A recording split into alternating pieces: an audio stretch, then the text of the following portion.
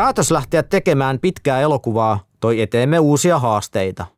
Meidän piti kertoa elokuvassa vielä murhamysteerin kulku sekä ratkaisu. Kuvattavaa oli siis paljon. Olin jo kuitenkin luvannut isälle ja Askolle, että kuvaisimme heidän osuutensa vuoden loppuun mennessä. Aika oli käymässä vähiin, joten päätin nostaa Jermun esittämän konstaapeli Paavolan murhatutkinnan keskiöön ja kertoa sen hänen näkökulmastaan. Näin Mälkiän sekä Valkeapään osuus muodostui elokuvan A-tarinaksi ja Paavolan B-tarinaksi. Koska juonitasolla ei ollut vielä selkeytetty murhien välistä yhteyttä, niin otimme sen seuraavaksi työpöydälle. Hahmottelin taustatarinat jokaiselle uhrille sekä niiden perusteella kirjoitin heistä yksityiskohtaiset tutkintaraportit. Kokonaisjuoneen alkoi tulla nyt selkeyttä. Sorin kuvaukset jatkuivat kohtauksella, jossa Mälkiä ja Valkeapää kuulustelevat murhatun tytön siskoa. Koska näitte viimeksi neiti Putkisen? Silloin samana iltana. Hiljaisuus! Katsokaa Emmaa alussa. Kun hahmo kertoi murhaillan tapahtumista, annoin näyttelijän improvisoida. Kuinka se syyllisti mua tai mun siskoa, että me pilattiin sen elämä? Tajuatko? Mä en olisi saanut jättää sitä yksin.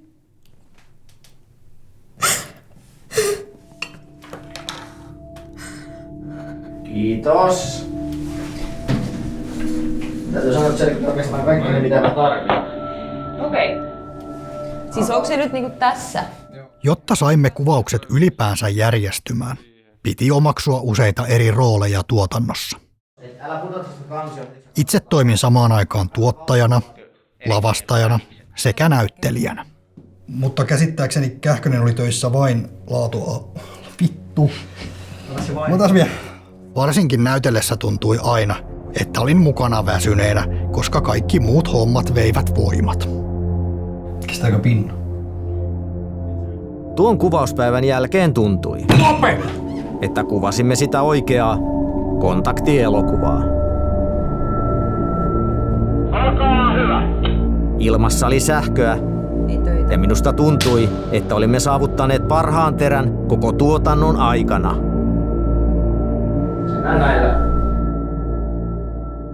Halusin päästä mahdollisimman nopeasti jatkamaan kuvauksia, mutta sen esti keskeneräinen käsikirjoitus, joten keskityin täysin siihen. Syksyn kirjoitustyö eteni kuitenkin hitaasti. Ja tunsin, kuinka paineet jatkaa kuvauksia kasvoivat yhä edelleen.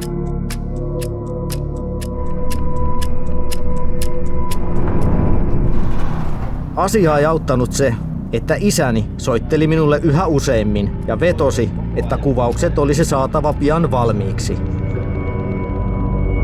Erään kerran puhelun aikana tapahtui jotakin. Joo. Jatkuva paine ylitti sietokykyni ja sisälläni räjähti.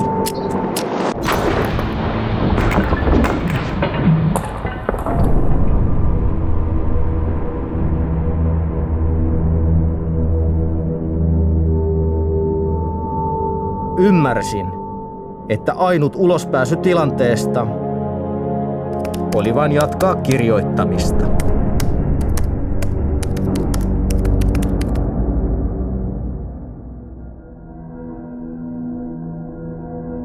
Päivät pimenivät ja ilma kylmeni. Sorin autiorakennus muuttui yhä vastenmielisemmäksi paikaksi mennä jatkamaan kuvauksia. Pitkän työstön jälkeen käsikirjoitus oli kuitenkin valmis. Tähtää enemmän muuhun päin. Sitten etit sen tarkaksi. Näin, ja sit otat kuvan. Kuvasimme kaikkea mahdollista. Minun oli hyväksyttävä se tosiasia, että teimme elokuvaa todella rajoittuneissa olosuhteissa. Tuu vähän enemmän esiin sieltä nurkan takaa. Ja käänny sit sinne seinälle nojalle niin kuin äskenkin oli. Täältä sit tonne. No. Itse toi lähtötilanne, kun sä lähet kävelemään, niin lähde siitäkin ihan vaan sillä nopeasti. Uupumus alkoi painaa kaikilla, ja jäätävät olosuhteet vain lisäsivät ahdistusta. Partio. Ihan rauhassa. Mä tapan sen!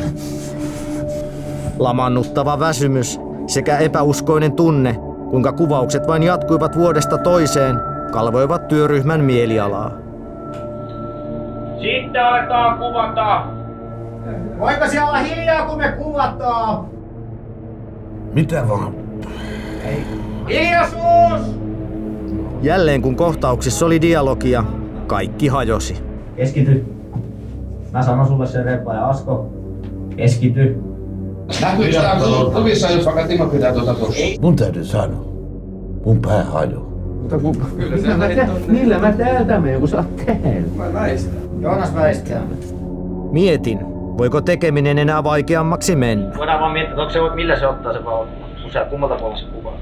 Noina hetkinä itseni valtasi tunne, että kontaktin kuvausten jatkaminen alkoi olla pian lähes mahdoton tehtävä. Ja mä tiedän, kuka sen teki.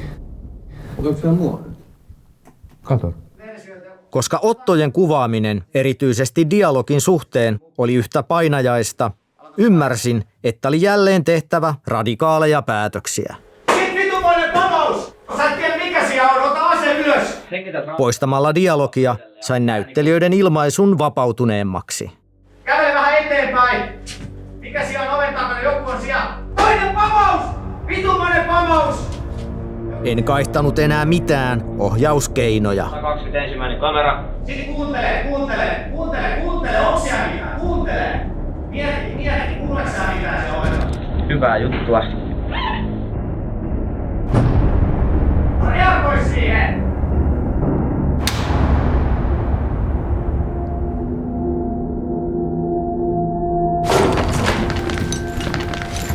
Asko pääsi hienosti välkeän roolin pinnan alle. Hän tulkitsi hahmoa siten, että tuntui, kuin se olisi kummunut jostakin syvemmältä.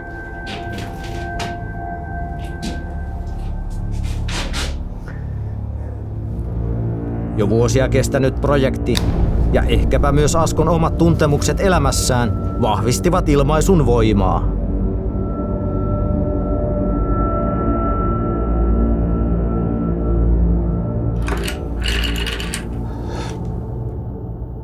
Isäni viimeisenä kuvauspäivänä tuntui siltä, kuin hänen viime kuvausten tuskansa olisi alkanut purkautua.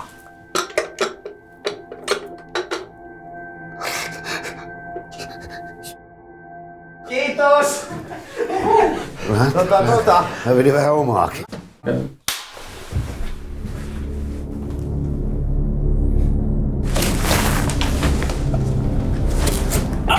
Hyvä vaan!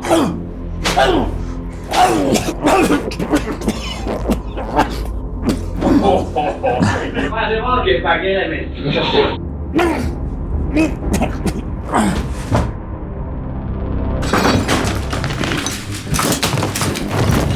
Kato kättäs. Joku terävä reuna oli. Ja ota jo sitä, kun sä putot sinne lattialle, niin vielä semmosia niinku vähän aikaa semmoista hengitystä sinne. Oli mahtava nähdä, kuinka isäni ja Jorma Markkula taistelivat loppuun asti täysillä. Helvetillinen vuosi oli saavuttanut huipennuksensa. Kiitos! Vaikka tilanne oli muuttunut kaoottiseksi, teimme kontaktin parhaita ottoja tuossa hetkessä. Räjähdys herkässä tilassa, kun kaikki oli alkanut hajota lopullisesti. Kiitos, siinä on hyvä.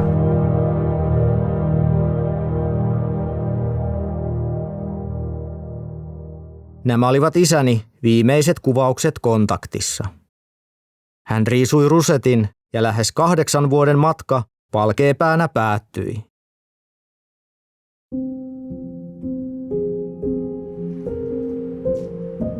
Isäni tuli kyyneleet silmissä luokseni ja halasin häntä. Tiesimme, että ohi oli paljon muutakin kuin vain tämä projekti. Vittu, se oli eka autoksella hyvä. Aikakausi, joka oli alkanut jo kauan ennen kontaktia, tuli nyt päätökseen.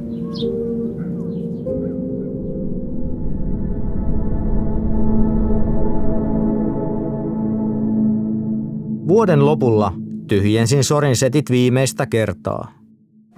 Olimme tuoneet elämän tuohon kolkkoon paikkaan, ja nyt huoneet olivat autioita jälleen kerran.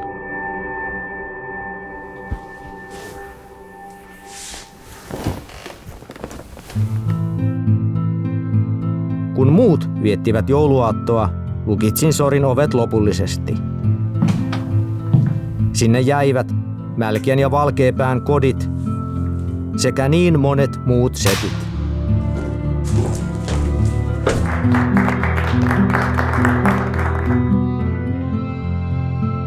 Ilman Sorin rakennusta emme olisi koskaan saaneet kontaktia kuvattua.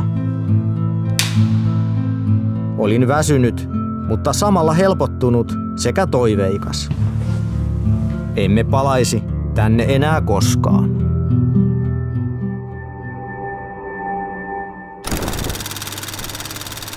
Kun vuoden 2018 alussa Sorin rakennus oli purettu ja Tampereen Kansiareenan kaivuutöitä tehtiin, niin luin sanomalehdestä, että tontilta oli löydetty sisällissodan aikainen tykin ammus.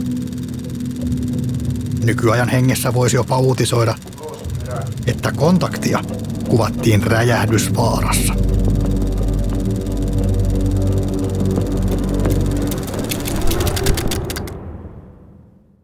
Olen komisario Valkeapää. Etkä ole. Mihin sä oot menossa? Ei se pitää mennä mihinkään. Pelleily saa loppua ja sunkin tuommoinen juopottelu saa loppua. Toihan tuli niinku suoraan sydämestä.